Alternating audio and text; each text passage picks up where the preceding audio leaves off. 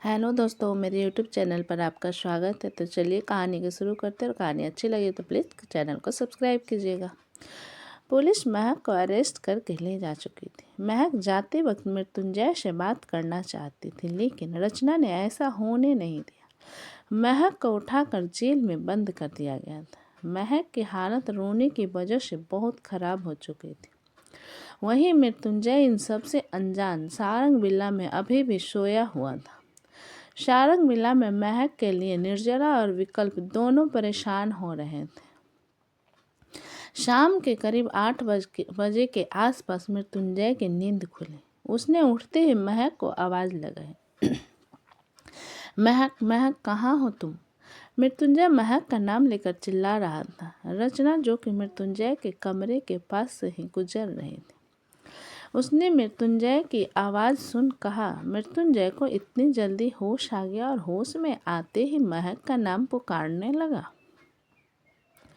अगर इसे पता चल गया कि महक को पुलिस ले गई है तो वो उसे छुड़ाने जरूर जाएगा, लेकिन मैं ऐसा होने नहीं दूंगी। कुछ सोचकर रचना मृत्युंजय के कमरे के अंदर दाखिल हो गए। मृत्युंजय अभी भी काफ़ी कमज़ोर लग रहा था। वो उठकर बिस्तर पर बैठा और आसपास देखने लगा। मृत्युंजय की आंखों के सामने कुछ धुंधली यादें आ रही थी। जब वो बेहोश था, उसने एक बार आंखें खोलकर देखा था। महक उसके सर पर ठंडे पानी की पट्टियां कर रहे थे। मृत्युंजय इसी बारे में सोच रहा था कि तभी रचना कमरे के अंदर दाखिल हुई। जय बेटा, तुम्हें होश आ गया है। मैं बता नहीं सकती कि तुम्हें ठीक देखकर मुझे कितनी खुशी हो रही है। मैं तो डर ही गई थी। वैसे अचानक तुम्हें इतना तेज बुखार कैसे आ गया? लगता है शायद पिछले कुछ दिनों में जो कुछ भी हुआ है उसकी वजह से तुम। रचना यहाँ वहाँ की बातें कर मृत्युंजय को भटकाने की कोशिश कर रही थी, लेकिन मृत्युंजय ने सीधे सपाट लहजे में पूछा, महक कहाँ है? मृत्युंजय बार बार महक का ही नाम ले रहा था। ये देख रचना को अच्छा नहीं लग रहा था। उसने तुरंत जवाब में कहा, वो यहाँ पर क्यों होगी? आज तो उसे पगफेरे के लिए वापस अपने घर जाना था ना। तुमने ही तो उसे इजाज़त दी थी, फिर वो यहाँ क्यों रुकती? वो तो कब की अपने मायके चली गई। रचना की बात सुन मृत्युंजय कंफ्यूज हो गया। क्या महक अपने मायके चली गई? लेकिन मैंने तो कुछ वक्त पहले महसूस किया था वो यही थी मेरे पास। क्या मैं कोई सपना देख रहा था या फिर? मृत्युंजय को सूझ में डूबा देख रचना ने पूछा, क्या हुआ बेटा? तुम्हें कुछ चाहिए क्या? अगर तुम्हें कुछ चाहिए तो मुझसे बताओ, मैं तुम्हारी मदद करती हूँ। ये जानकर महक उसे इस हालत में अकेला छोड़कर चली गई थी। मृत्युंजय को काफ़ी गुस्सा आ गया। उसने गुस्से में ही रचना से कहा, मुझे किसी की हेल्प की ज़रूरत नहीं है। मृत्युंजय सारंग अभी इतना भी कमज़ोर नहीं हुआ कि किसी को उसे सहारा देना पड़े। आप जाइए, मैं ठीक हूँ। रचना मृत्युंजय को गुस्से में देख खुश थी। वो जान चुकी थी कि मृत्युंजय महक के ऊपर बहुत ज़्यादा गुस्सा था। रचना मुस्कुराते हुए अपने कमरे में चली गई। वहीं दूसरी तरफ मृत्युंजय ने अपना फ़ोन उठाया और किसी को कॉल लगाया। दरअसल मृत्युंजय ने उस आदमी को कॉल लगाया था जिसे उसने महक के पीछे जाने के लिए कहा था, ताकि वो सुधांशु का पता लगा पाए और मीरा तक पहुंच जाए। जैसे उस आदमी ने फ़ोन उठाया, मृत्युंजय ने कहा, तो क्या खबर मिली है? क्या वो लड़की अपने भाई से मिलने गई थी? मीरा उस लड़के के साथ ही है ना? क्या तुम्हें उनके ठिकाने के बारे में पता चला? कहाँ छुपा बैठा है वो चूहा? मुझे जल्दी से उसका पता बताओ, ताकि उसे उसके बिल से मैं बाहर निकाल कर मैं अपनी बहन तक पहुंच सकूं। उस आदमी को मृत्युंजय की बात बिल्कुल समझ नहीं आ रही थी। उसने कहा, ये आप क्या कर रहे हैं सर? मैडम तो अपने मायके गए ही नहीं। इनफैक्ट मैंने सुबह से नज़र रखी हुई है, वो अब तक घर से बाहर तक नहीं निकली। उस आदमी की बात सुन मृत्युंजय कंफ्यूज हो गया। क्या महक घर से बाहर नहीं निकली? क्या तुम श्योर हो? कहीं वो किसी और के साथ? उस आदमी ने कहा, नहीं सर, आपके घर आज कोई नहीं आया था सिवाय पुलिस के। इसके अलावा मैंने सुबह से घर पर नज़र रखी हुई है। मैडम घर से बाहर नहीं निकली। मृत्युंजय को दाल में कुछ काला नज़र आ रहा था। दरअसल उस आदमी ने पुलिस को महक को जीप में डालकर वहां से ले जाते हुए नहीं देखा था, इसलिए वो नहीं जानता था कि महक को पुलिस अरेस्ट करके लेकर गई थी। मृत्युंजय ने फ़ोन काट दिया और गुस्से में बेड पर पटक दिया। कहाँ गई महक? अगर वो पग फेरे के लिए अपने घर गई थी तो वो घर से बाहर कैसे नहीं निकली? मेरे आदमी ने उसे जाते हुए कैसे नहीं देखा? कौन झूठ बोल रहा है? कुछ तो है जो छुपाने की कोशिश की जा रही है। डिनर का वक्त हो चुका था। मृत्युंजय बेड से नीचे उतरा। हालांकि वो अभी भी कमज़ोर था, लेकिन जैसे तैसे वो डाइनिंग टेबल तक पहुंच ही गया। आज डाइनिंग टेबल पर डिनर के लिए कोई भी नहीं आया था। सब महक के इस तरह से अरेस्ट हुए जाने पर परेशान थे। मृत्युंजय ने आकर एक नौकर से पूछा, सब कहाँ हैं और अभी तक डिनर के लिए क्यों नहीं आए? उस नौकर ने कोई जवाब नहीं दिया और सर झुकाकर खड़ा हो गया। मृत्युंजय का शक अब गहरा होता जा रहा था। उसने पूरे घर में चिल्लाना शुरू कर दिया, महक, महक, कहाँ हो तुम? मृत्युंजय की आवाज़ सुन धीरे धीरे सब अपने अपने कमरे से बाहर निकल आए। वहीं मृत्युंजय घर के हर कोने में महक को पुकारता हुआ उसे ढूंढ रहा था। रचना जैसे ही कमरे से बाहर आई वो शॉक हो गई। मैंने तो मृत्युंजय से कहा था कि वो पग फेरे के लिए अपने मायके गई है, फिर वो इस वक्त उसे क्यों ढूंढ रहा है? कहीं से सच तो नहीं पता चल गया। रचना घबराते हुए कमरे से बाहर निकली। मृत्युंजय अभी हर कमरे में महक को ढूंढ रहा था। सबके बाहर आते ही मृत्युंजय हॉल में आ गया और सबके बीच खड़े होते हुए पूछा, महक कहाँ है? मैं जानता हूँ कि वो पग फेरे के लिए अपने घर नहीं गई। अब आप लोग मुझे सच्चाई बता रहे हैं या फिर मुझे अपने तरीके से पता करनी होगी। कहाँ है महक?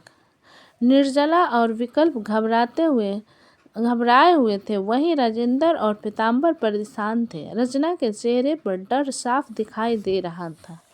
ये देख मृत्युंजय ने गुस्से में कहा, अब आप लोग कुछ बोलेंगे?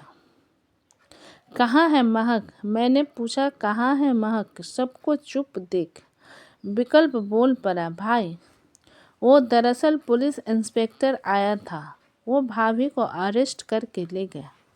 विकल्प की बात सुन मृत्युंजय चौंक गया।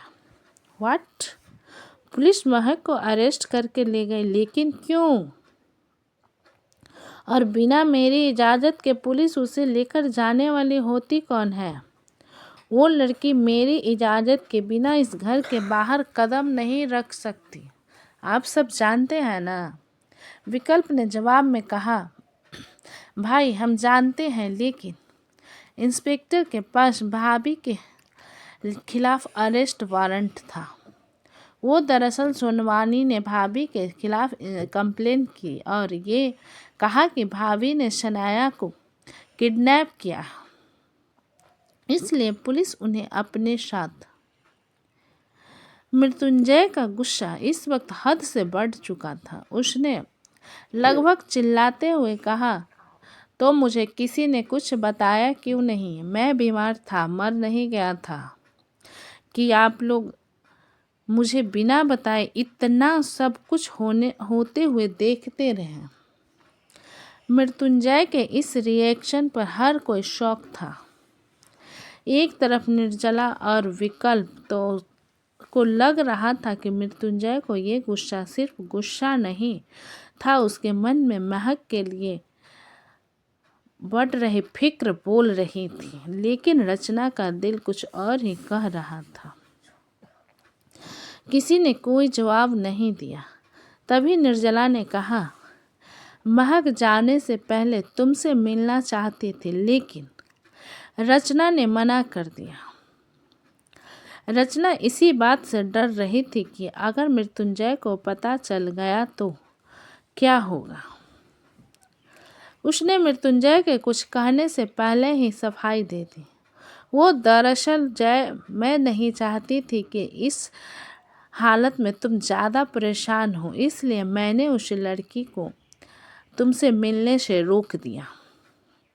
वैसे भी पुलिस ने हमें सबूत दिखाए थे कि उस वीडियो में साफ साफ दिख रहा था कि सनाया के गायब होने से पहले वो लड़की ही उससे मिली थी, और जब वो मीरा को भगा सकती है तो सनाया को क्यों नहीं। मुझे पुलिस की बात पर यकीन था, इसलिए मैं नहीं चाहती थी कि वो जाने से पहले तुमसे मिले। मृत्युंजय ने एक नज़र रचना को घूरा, जिसके बाद रचना चुप हो गई। मृत्युंजय ने ठंडी आवाज़ में कहा, ये फैसला मेरा होगा कि वो यहाँ रहेगी या जेल में, किसी और का नहीं। अब मैं इस मामले को अपनी तरह से हैंडल करूँगा। सब बात करने के बाद मृत्युंजय वहाँ से स्टडी रूम में चला गया। अंदर जाते ही उसने किसी को कॉल लगाया। मुझे सनाया के गायब होने की सारी रिपोर्ट चाहिए। वो कब, कहाँ, कैसे गई, किसके साथ गई, हर एक बात मुझे जाननी है। मैं जानता हूँ कि क्या इन सब में सच में महक अवस्थी का हाथ है या नहीं। मृत्युंजय ने फ़ोन काट दिया और टेबल पर रख दिया। वो आराम से कुर्सी पर बैठा और सर पीछे टिकाते हुए बोला, महक अवस्थी, अगर सनया को भगाने में सच में तुम्हारा हाथ होगा तो तुम याद रखना, तुम्हारी जिंदगी नरक से बदतर होने से कोई नहीं रोक पाएगा। मृत्युंजय गुस्से में था, इसलिए किसी ने उसे बिल्कुल परेशान नहीं किया, बल्कि सब वहीं बाहर हॉल में बैठे रहे। किसी को समझ नहीं आ रहा था कि अब आगे क्या होने वाला था। एक तरफ मृत्युंजय बहुत गुस्से में था, दूसरी तरफ महक जेल में डरी हुई, घबराई हुई थी, और घर में सब मृत्युंजय और महक को लेकर परेशान थे।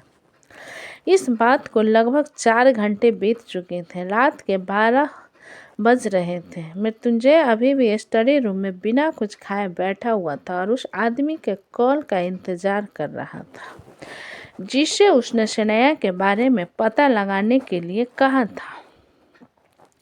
मृत्युंजय ने घड़ी की तरफ देखा। वो फ़ोन उठाकर किसी को कॉल करने ही वाला था कि तभी उसका फ़ोन बजा। मृत्युंजय ने तुरंत फ़ोन उठाया तो सामने से आदमी ने कहा, सर, जैसा आपने कहा था मैंने इन्वेस्टिगेशन की है।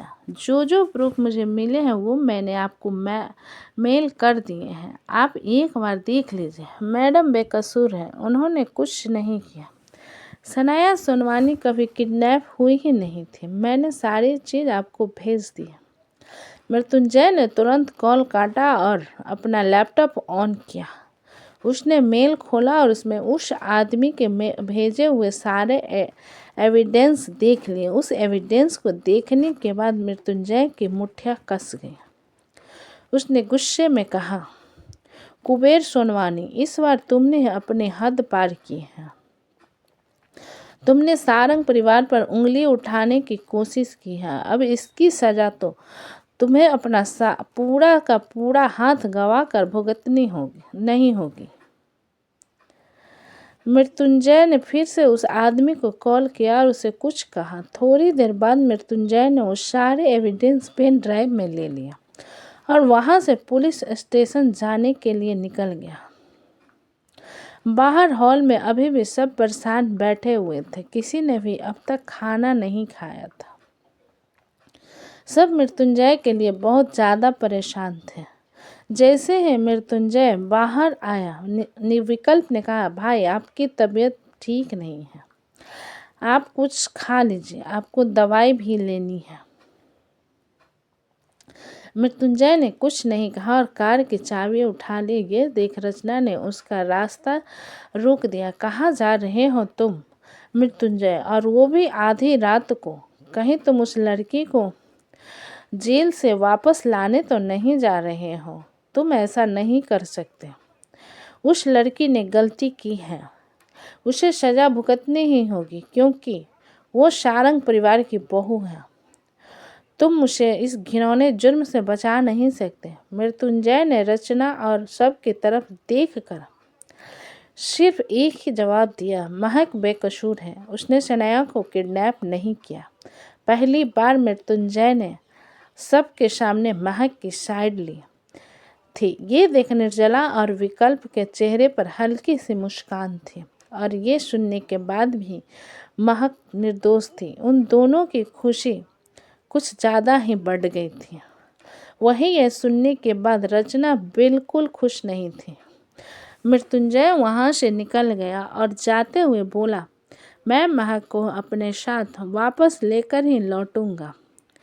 आप लोग उसकी चिंता मत करिए और अब आप आराम से खाना खाकर सो जाइए, मैं सब संभाल लूँगा।